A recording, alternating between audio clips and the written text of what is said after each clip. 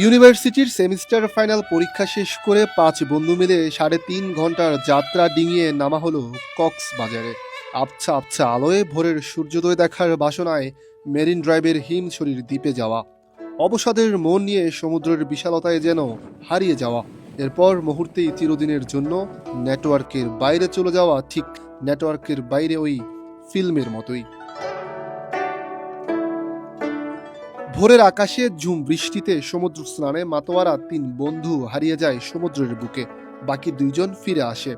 আসছি আসছি বলে 3 বন্ধু আর ফিরে আসেনি। তবে 3 ঘন্টা পর সাদমান রহমান ভেসে আসে সমুদ্র তীরে, তবে নিথর দেহে। বাকি 2 বন্ধু আসিফ আহমেদ ও অরিত্র হাসানের দেখা এখনো মিলেনি 12 ঘন্টা পেরিয়ে। সিনেমার গল্পের মতো 5 বন্ধুর গল্পটাও যেন হারিয়ে ফেলার, বাস্তবতার সাথে মিলে যাওয়ার একটি বেদনার্ত স্মৃতির মিনার গড়ার। আর সেই স্মৃতির মিনারে একই ফ্রেমে বন্দী হওয়া ছবিটি বুকের ভেতর তৈরি করে হাহাকার।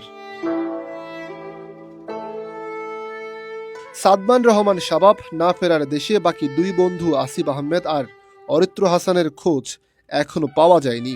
3 জনই চট্টগ্রাম বিশ্ববিদ্যালয়ের ডেভেলপমেন্ট স্টাডিজ বিভাগের 2023-24 শিক্ষাবর্ষের শিক্ষার্থী। শাহদুল আল রাহাত, কালের কণ্ঠ, চট্টগ্রাম।